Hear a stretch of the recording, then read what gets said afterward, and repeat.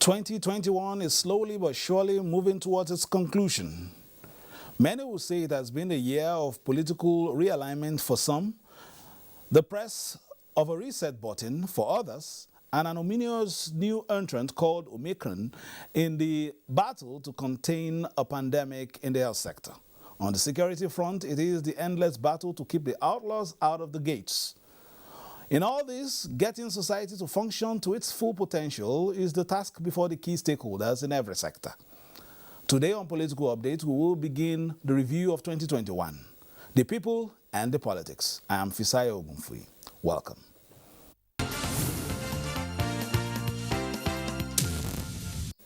Let's start with international relations and the outcomes of collaborations and peace initiatives. A coalition of civil society organizations has hailed the recent bilateral agreement on youth dialogue between Nigeria and South Africa, saying it is a move towards finding a sustainable and mutually beneficial synergy between the two countries. Nigeria and South Africa are economic giants on the continent, so any threat to peace in these two countries affects Africa as a whole. Following the xenophobic attack on some Nigerians a few years ago, which threatened the cordial relationship between Nigeria and South Africa, the governments and civil society organizations moved to foster and promote peace among the two nations, of which the recent signing of agreement on bilateral relations on youth dialogue when the South African president visited Nigeria is a product of the engagement. We will first of all make sure that there is peace and permanent peace between these two countries, so that if there is any other idea, you will do it in an environment of peace. It's high time for us to start thinking of the total development. And the development in the sense that we have a framework that is addressing the development, which is what we call the AU Agenda 2063. So the South Africa, the Nigeria Youth Dialogue Initiative is actually toward the implementations of that AU Agenda 2063. To see this development as a panacea to a lasting peace and the end of xenophobic attack, destroying the image of both countries and Africa at large. A well-organized program that we have done, and we carried all other counterparts and even civil society organizations along. Representatives of the various CSOs, including NANS, applauded the initiative. In the meantime, a civil society organization, Accountability Lab, says naming and honoring public servants who have distinguished themselves will help motivate others, that accountability is a big part of patriotism. The organization is urging government to look for role models in the quest to move the nation forward. From the pool of more than 1,000 public servants, randomly nominated across the country, only 5 made it to the Hall of Fame as Integrity Icons of the Year. 2 officers of the Nigerian Security and Civil Defense Corps, a staff of the Corporate Affairs Commission, and another from the Raw Materials Research and Development Council, and 1 from the Akwa Ibom State Ministry of Justice also made it to the famous list. Their penchant for integrity was the only ticket that stood them out. I will not relent. I will continue in my principle of being accountable not only to myself but to my God. Integrity pays. It is good for you to be known for one thing, inside and outside. Whether private sector, public sector, there are some level of integrity expected of you because there are do's and don'ts there. So when you do the right thing, definitely there's going to be reward. Independent Corrupt Practices and Other Related Offences Commission, ICPC, Bureau of Public Service Reforms, and other partners are supporting the campaign to ensure a corruption-free public service system. People are beginning to see that, yes, 1 or 2 people in different parts of the country are delivering service to citizens without any form of competition, without any form of bribe, without any form of bad behavior. So far, 25 public servants have won the Integrity Icon Award in the last 5 years. Women and politics now. Ondo State Governor Rotimi Akeredolu SAN and his Lagos State counterpart Babajide Sanwo-Olu want more women's active participation in politics for Nigeria's sustainable development. The governor spoke to thousands of women in Akure. No doubt, women contribute in no small measure to development of the society, hence, their development is development of all. This is one of the objectives of the Foundation of Wives of Ondo State Officials, FOWOSO, a concept of the wife of the governor. We cannot continue to keep quiet in the face of challenges deeply affecting our women. We have the force, we must learn to use it and use it better. We must actively be involved in conscious and digital ideas that make our society great. The third FOWOSO Summit is with the theme turning around the economic status of women in a COVID-19 era.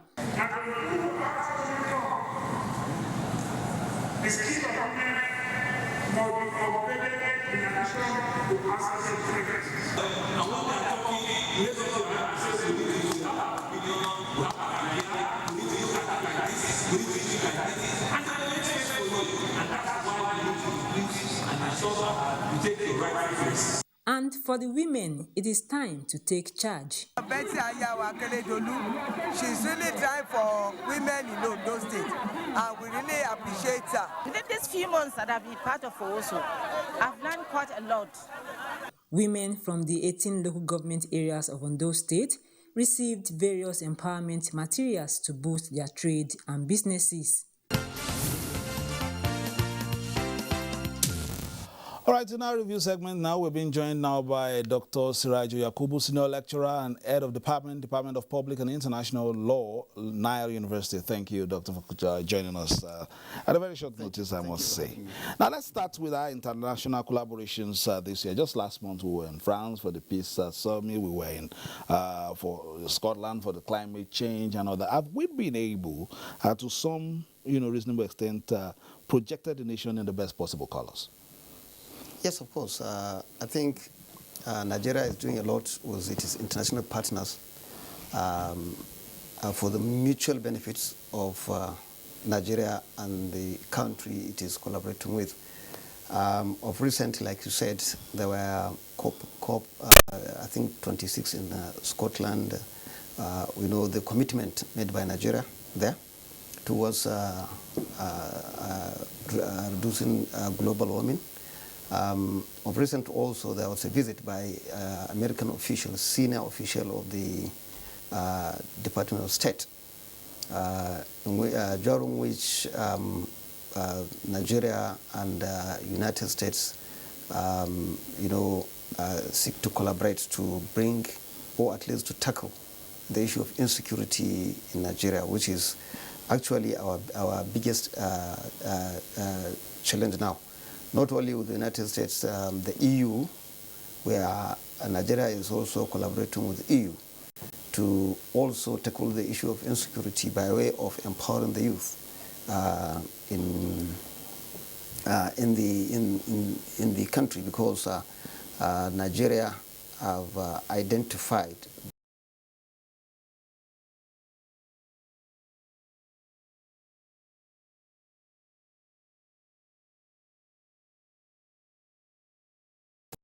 the United Kingdom has committed a lot of resources in collaborating with Nigeria to empower the youth, to make sure that our teeming youth who are unemployed are getting something to do by themselves. So I think I'll come back to United Kingdom, in the course of the program, Doctor. But that's one in terms of diplomacy. Now let's go to electoral processes, which is the crux of the matter. You were here just before Anambra. We saw the issues just before then. The introduction made by INEC in terms of the BVAS, the Bimodal Voters Accreditation System, and in terms of our gravitating now, gradually into, more technologically, driven electoral system. Are you comfortable? Have we been able to a reasonable extent, cross T's and dotted our I's, especially with some of the things we saw in Anambra, and looking forward to the Offcycle Elections, for instance, that we'll be having in Ekiti and Oshu next year? Well, you see, we can still describe Nigerian democracy as nascent, despite the fact that we have been we have. When will nascent end, for instance? That's well, when we get matured, because other countries, other democracies have been democracies for more than 200 years. We have just gotten uninterrupted democratic rule just for 20 years. So you can see that we are still having the hangover of military rule. Things are being done in some cases in a military fashion or semi-military fashion. But I can tell you that we are making progress. Not every country has employed technology in its electoral process. Nigeria is gradually using technology to drive its elections. We have seen that in Kaduna, and it has worked well. We don't know, it's an experiment. Whether it will work for the whole country as a whole, because Nigeria is very large, we don't know, but we are hopeful. We, of course... that was conducted by the state? Yes, conducted by the state. So if it's conducted by the state, what of at the national level? But again, another factor is the number of states. Is by far more than Kaduna State. That can be an obstacle. You see, like I said, politics wherever is a very complex game, so to say. You have different actors. You have other factors that actually work against a successful election. But as a whole, I think we are moving forward, and I think there's a bill now before the president, the amendment bill, which seeks to amend the Electoral Act, allowing direct primary elections, which, if you look at it, it has its merits and demerits. On the one hand, of course, we are taking back democracy to the people, which is very, very good. We have had that system before during SDP NRC when the former president actually, introduced it or tested it, and it really worked. But at that time, the level of corruption, I think, in Nigeria and the political manipulation is less.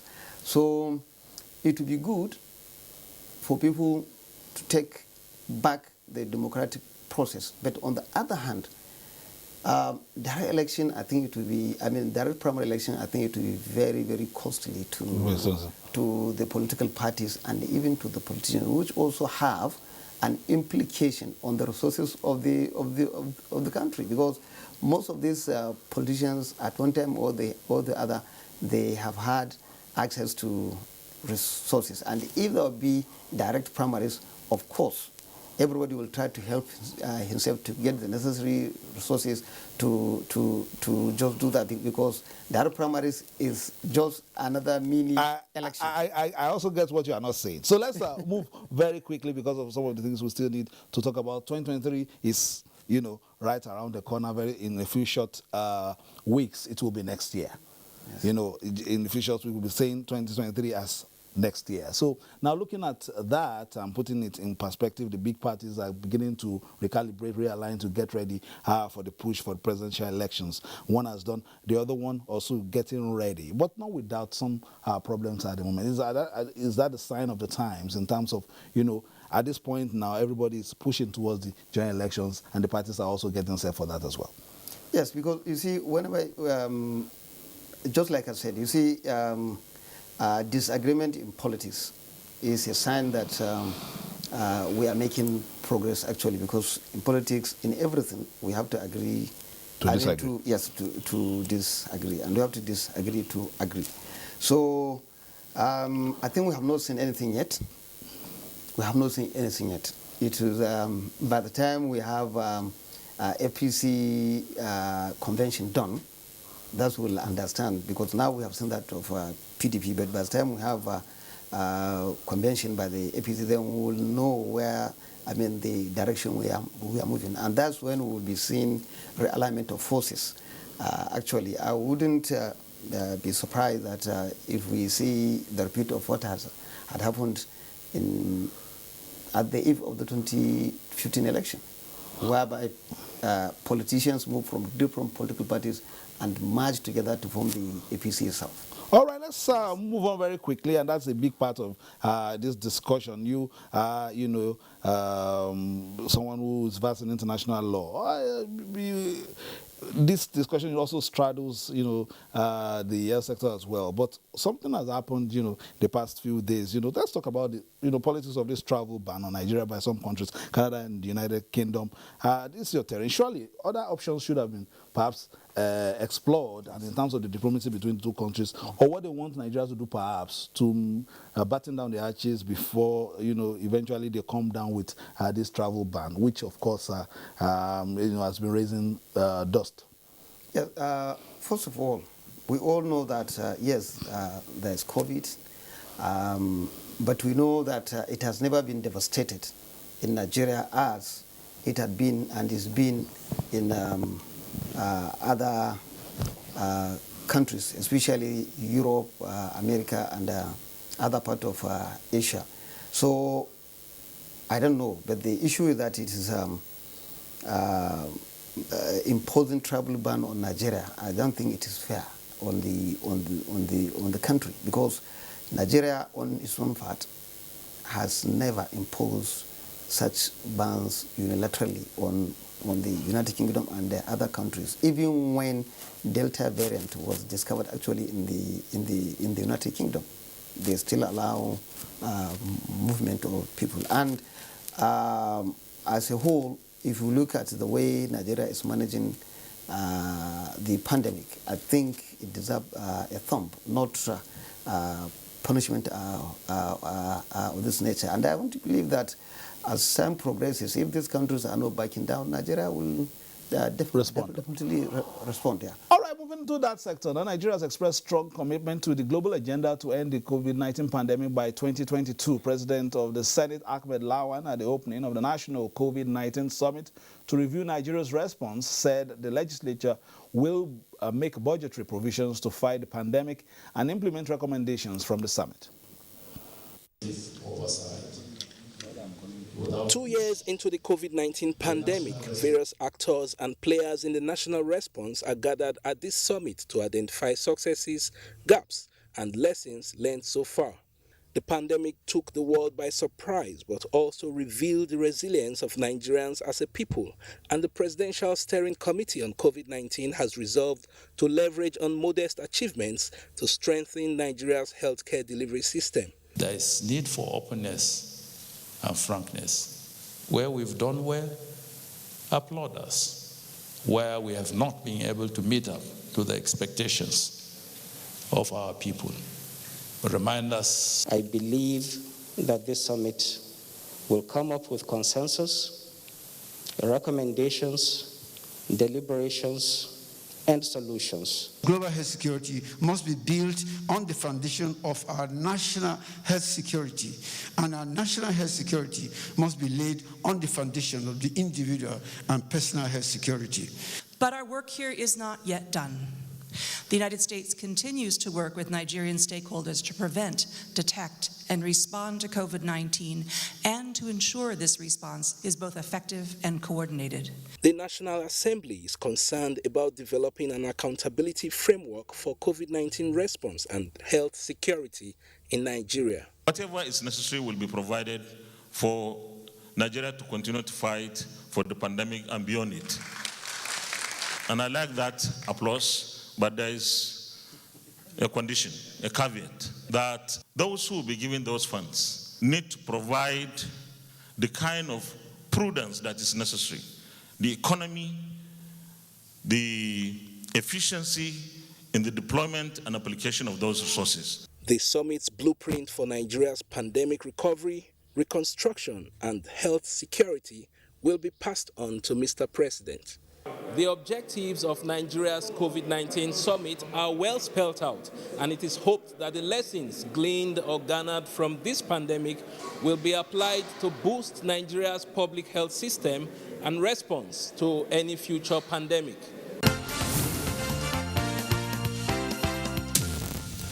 Thank you, Mitari. Meanwhile, the federal government has reacted to the United Kingdom's decision to put Nigeria on its red alert list over COVID-19, describing the move as discriminatory. Minister of Information and Culture, Lai Mohammed, stated this at a press briefing in Abuja.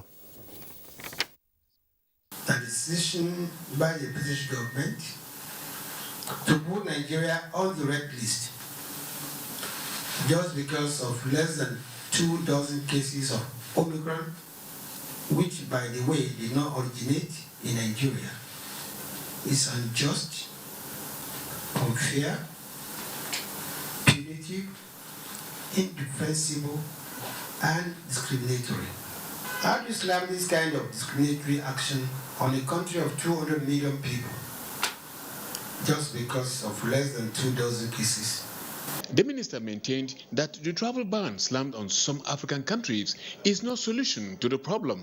Let me use this opportunity to highlight the fact that travel ban, the type that has been slammed on some African countries, is a knee-jerk reaction that can only be detrimental to our quest to most conclusively tackle the pandemic. Why can't the world take a serious look at the issue of access to vaccine and ensure that it is based on the principles grounded in the right of every human being to enjoy the highest attainable standard of health without discrimination? Insisting that vaccine monopoly is at the root of derailing the fight against the pandemic, as countries with enormous resources have resorted to hoarding the vaccines, denying smaller countries access to it. In the meantime, the Presidential Steering Committee has issued a revised protocol to guide travelers with effect from the 5th of December. The minister was emphatic that whatever decision to be taken on the pandemic must be scientifically driven. All right, Omicron bringing some ominous implications to the travel situation across some countries in Africa. Before we go, Dr. Surajo Yacob is right here with me. 2022, two Offcycle elections were expected in Ekiti and Osun State. Looking at from the template of Anambra, what are your expectations in the future words? Well, my expectation, I think it will still go well, but you don't expect elections without disagreements. How the political parties will handle that, we don't really know. But I think, and I want to believe and I want to call for maturity so that that will give us a lead to where we are going in 2023. That has been the program today on Political Update. We'll be back on Friday for a bigger, brighter program. And, of course, we'll be looking at parties as they prepare for 2022 and some, verbal fire between parties as they get set for the push for 2023. My name is Fisal Gufi, thanking you for staying tuned. Enjoy the rest of your week and urging you to stay with the Nigerian Television Authority for news, reviews, previews, and interviews, and urging you to play your politics for the greater good. Bye-bye now.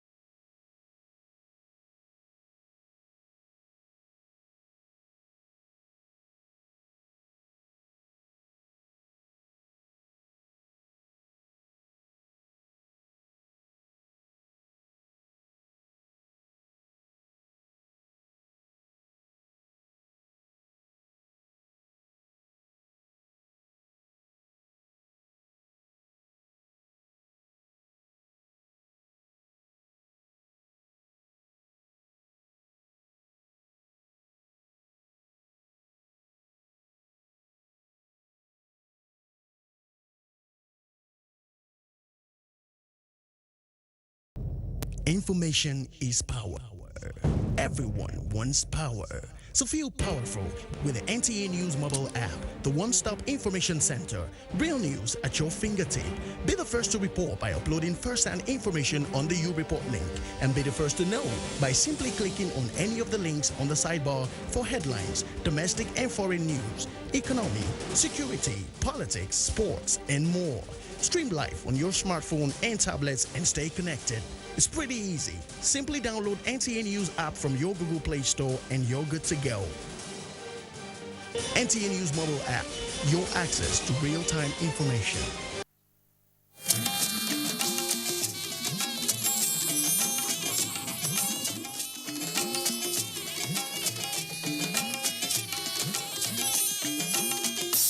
This is the next.